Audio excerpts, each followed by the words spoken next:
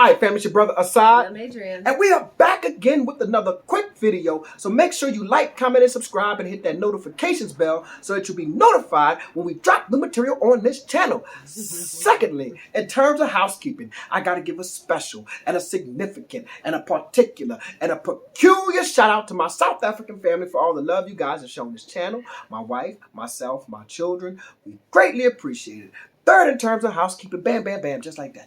Bam, bam, bam, just like that. 1947 on Vilakazi. 1947 on Vilakazi. 1947 on Vilakazi. January 28th at 2 o'clock. 2 o'clock. 2 o'clock. The meetup, the first meetup of 2023. And we gonna laugh loud, we gonna talk loud, and we gonna eat, drink, and be merry, and do something radically simple and revolutionary. Radically simple and revolutionary. Because it's radically simple to sit down with your people, laugh, talk, eat, drink, be merry, pontificate, philosophize, argue, agree. But it becomes revolutionary when you become intentional about where you place your money. Putting rands in what? Black hands. I say rands in what? Black hands. Rands in black hands. January 28th, 2 o'clock. The meetup. 1947 Vilakazi. Now listen, family. I had negotiated. I tried my best to get my Donald Trump on. You know they say he's the chief negotiator. I tried my best, but Vilakazi say they only got 20 seats for us. They have 20 seats. They got 20 seats for us. So with that being said, shoot an email to info at onewaysa.com. onewaysa.com, and we'll make sure that those who send the email be on that. Will definitely be at the table. Now that don't mean. You said W-A-E. What I said? Did you say O-N-E-W-A? onewaysa.com. I don't know what I was spelling before. I don't know. I might have said it right. I might have said it wrong. Wait, did I say that? onewaysa.com. Info at onewaysa.com. So that don't mean if you don't send an email, don't show up. That means that you might be sitting somewhere else, which is fine. Which is absolutely fine, because when we were at the room, choose that anyway. True. They come by, they shake hands. Hey, how you doing, brothers? They say he too loud. I'm gonna sit over here. They might be embarrassed. Don't be embarrassed. That's how I feel. Don't be embarrassed behind your brother. Like, ooh, let me. Can't act like that. Don't be embarrassed behind your brother, because I'm the one that's gonna fight for you. Huh? The Bible say the hireling flee when the wolf comes. But the good shepherd lay down his life for the sheep. Y'all don't know about What's that have to do with you being loud? because I'm the one that's going to fight for you. It's the one with the loud mouth. I'm right here with you. I'm your brother. Don't flee away from me. Flee away from the hireling. But anyway, yeah, so that means you can come in and you might not be at the table. You might be at the next table. You might be at another table. Might be downstairs and we upstairs. You just never know. I tried, y'all. We tried. Honest, baby. But they also had other reservations as well. Like, I So think we at just, 3 o'clock, they got tried. like a 40-seater or We something tried crazy and they coming in. tried. So, 1947 Vilakazi. Yeah. Let's turn that thing out. Send Bam, that bam, email. bam, just like that. Send the email. Info at onewaysa.com. And since we on onewaysa.com, I want to thank the people who have been supporting. We have done consultations already. We've talked on the phone. We jumped up and did Zoom calls. We didn't had people. Let me tell you the beautiful thing. We had a sister. I don't know if she wanted information out there, but she just said she booked a consultation, and then she sent the email behind it and said, I don't want the consultation. I just want to support you. Thank you. I said, look at God. Look at you. Look at God. That's a remix. I never heard the quick follow-up with the look at you. I heard look at God. Look at God. Look at you. Look at you. Look at you, man. So Yeah, we appreciate it. And also on onewaysa.com, I've been, so the book is coming.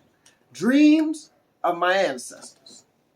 Dreams of My Ancestors. They say, Doc, well, why you call the book Dreams of My Ancestors? What is the book Why that name? Because there was an artist in New Orleans. His name is B. Mike. He's really famous. Y'all look him up. He's famous. He met all the stars, but he just a normal street brother from New Orleans. You see him walking the street and everything. But he's a famous artist. And you know what made him famous? There was an abandoned building in New Orleans. We got a lot of them. But there's there's an abandoned building in New Orleans. And he was like, he's just a phenomenal artist, but he went into the building and in the inside, he created these phenomenal murals like Malcolm X. He had different artists and like different musicians and stuff. Invited other painters to come in too, right? And eventually it became like a big thing. You remember we went out there like Erykah Badu and what's the rap boy name? The rapper. I don't know. From Mississippi.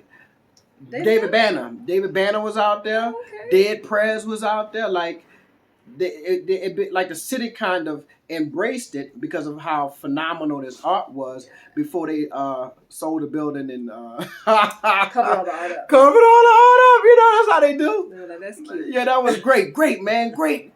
We made a lot of money off of tourism from you. Now let's cover this up. But anyway, so he had a shirt. He put out shirts that said, "I am my ancestors' wildest dreams. I am my ancestors' wildest dreams." And I thought to myself, and no disrespect, because that's my brothers, my people. I said, well, what ancestors you talking about? Because if you talking about the ones who who've been here maybe 100, who were in the U.S. for like 100 years, yeah, you the dreams of them. But there's the first ancestor. The original one who got onto that boat, who lived in Benin, who lived in Ghana, who lived in Nigeria, Senegal, and he was minding his business with his wife and his children, going to the masjid to pray, or whatever he was doing, and he was captured by one of them evil Europeans and put on a boat. And every night, he went to sleep on that boat. He didn't dream about black folk becoming the first president of America. He didn't dream about black folk becoming the best basketball players like LeBron James or the Michael Jordans. He didn't dream about, black folk driving Bentleys. That wasn't his dream. He got to America and they had him in that hot field picking cotton and getting beat on and talked about and called names, and his religion had to change, and they just all kind of treacherous stuff happened to him. But every night he went to sleep, he didn't dream, I sure wish these people stopped mistreating me. That wasn't his dream. His dream was to return home.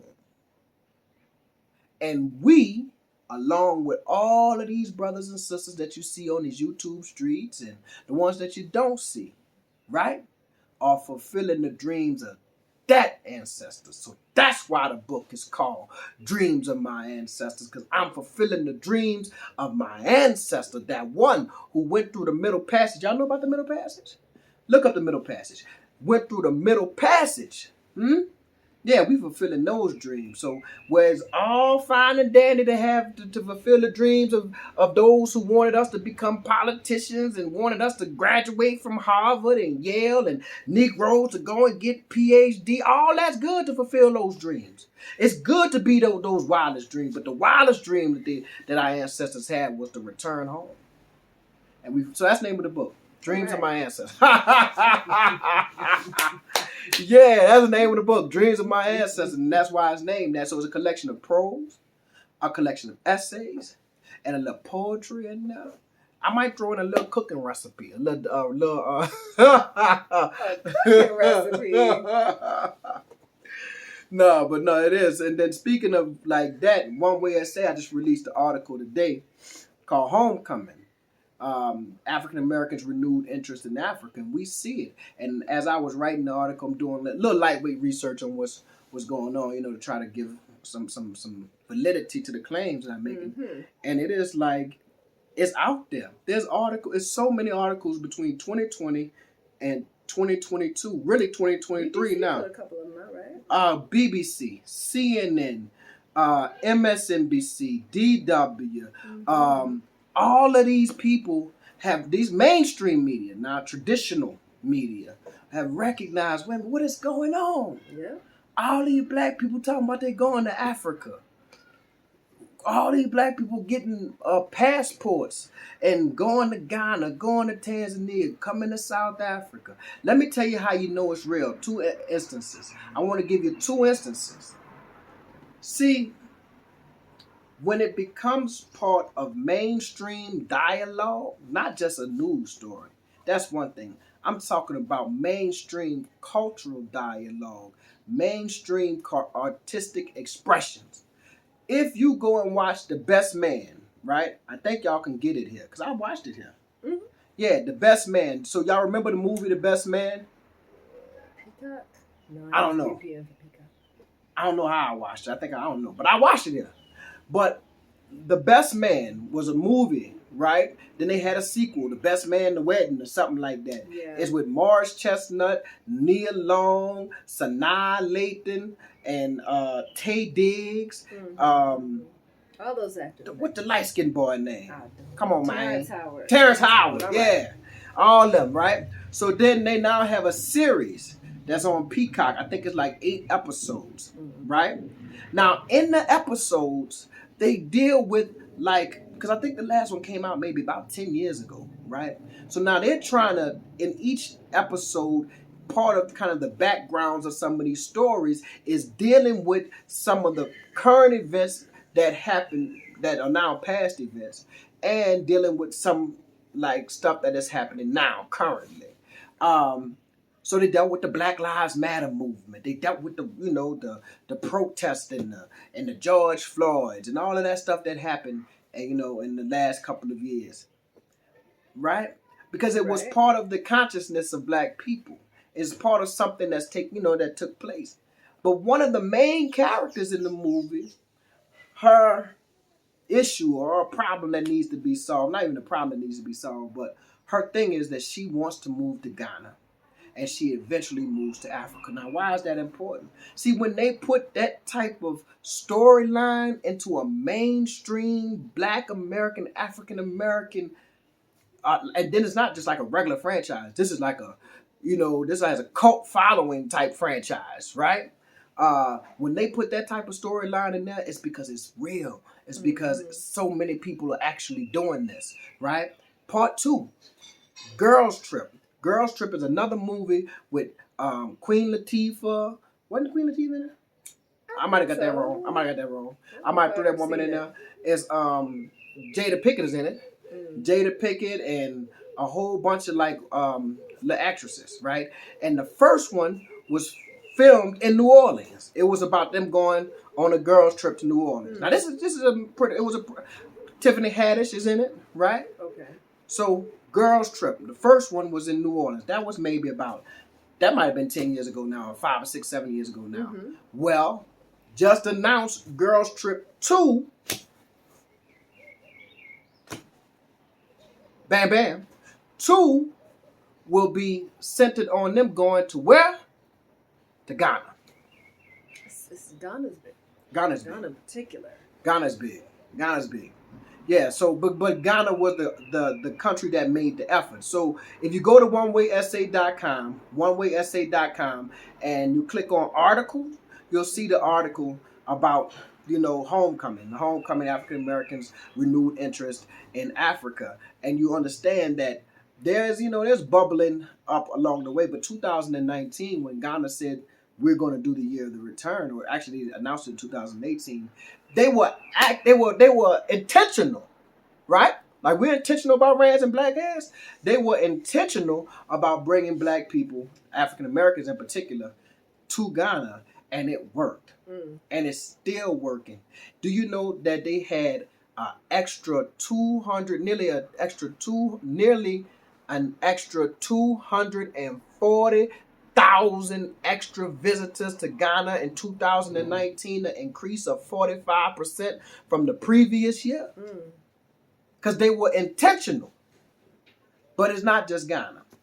So many people have awakened. So if you go look. I remember when we started doing the YouTube thing, and that was just a few years ago, right? You only had 1 or 2 YouTubers talking about You know, even South Africa, right? Yeah, a few talking about Ghana, a couple are talking about Tanzania, the Bag family talking about Gambia, right? Now the whole place crowded. It's like the club, when you get there at 9, you early. And you got to you can move around. But now it's midnight at the club. And it's turned up. It's lit. That's what's happening in this YouTube space as it relates to so many people putting out, and it's, whether they're living and moving or whether they are just visiting, right? So go look, you can see so many new people. It's just like, oh Lord, there's another person that's in South Africa. Oh Lord, there's another person that didn't visit the Joe. I'm just talking about the South Africa scene. Yeah. Right? Yeah. I ain't talking about the Ghana and all that. Them people got a whole different algorithm, and they are popping. I believe now the numbers are 9,000. They're estimated there are 9,000 African Americans living in Ghana. That's a lot. And I think the numbers for South Africa, which these are kind of unofficial numbers because they don't really track it. Yeah. By your passport don't say black. You don't say black, but it's got to cross-reference that. Yeah. So some way they get these estimates, and they believe in South Africa it's about 3,000 African Americans living here. You know, so and keep in mind that's major numbers right there alone. That's 12,000 people. That's 12,000 people. Just in those two countries. We ain't even talked about Tanzania, right? And then Rwanda. But not just those who are living, the numbers who are visiting are increasing, right? The numbers who are visiting are increasing. So check out that article. Anything else we want to talk about before we go? How long we been on here? Because you know I've been around 17 minutes. Quick video. Quick video. And you ran straight. That's impressive. Bam, bam, bam, just like that. January 28th, 2 o'clock. Oh, y'all. Kings of Joburg come out on the 27th. That Friday. Come out Friday. Y'all make sure y'all watch that. See, let me tell you why I'm telling y'all to do that. Because Queen Sona was on. And it got some nice ratings. But we need everybody to support Kings of Joburg so that we can get a season 3 so they can look and say, yeah, we want to do this again, boy. South Africa showed out for this. Man, African Americans showed out and they watched this and they really supported it. They supporting Blood and Water. I don't know. I watch Blood and Water, but I don't know why they picked that particular show to support. Make sure you support Kings of Joburg. I think it's a phenomenal series. You know, that was one of the first series that I watched about there's. I still have to see it. I've never watched it. Oh, shame I watched on you. like an episode or 2. Well, you don't like all that gangster stuff, no. Yeah, See, I like that gangster stuff. Yeah. And R.I.P. Shona Ferguson. Indeed. R.I.P. to that brother. You know what I'm saying? Anyway, family, we out like Project Lights.